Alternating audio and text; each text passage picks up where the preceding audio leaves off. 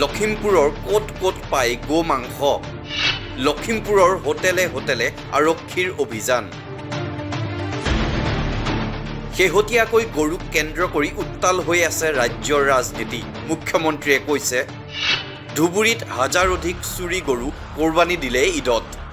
এনে সময়তে এইবাৰ ৰাজ্য জুৰি চলিছে গো মাংস বিচাৰি অসম আৰক্ষীৰ হোটেলে হোটেলে অভিযান মঙলবাৰে লখিমপুৰৰ লালুক বঙালমৰাত নিষিদ্ধ গো মাংস বিচাৰি আৰক্ষীৰ অভিযান লালুক কৰুণাবাৰীৰ হোটেল মুনিম আৰু হোটেল ইলাহিত চলে অভিযানত উদ্ধাৰ 22 কিলো নিষিদ্ধ গো মাংস 4.5 কিলো শুকান গো মাংস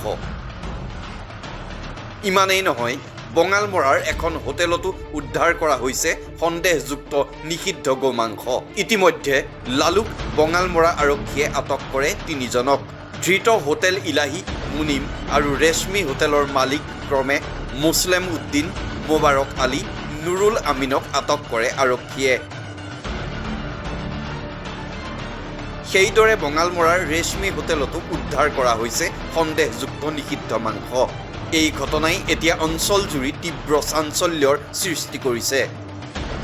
আৰক্ষীৰ চকুৰ সন্মুখতে প্ৰতিদিনে লখিমপুৰত কেনেকৈ হোটেলে হোটেলে গো মাংস প্ৰচলন হৈ আছে এই লৈ প্ৰশ্ন কৰিছে সচেতন মহলে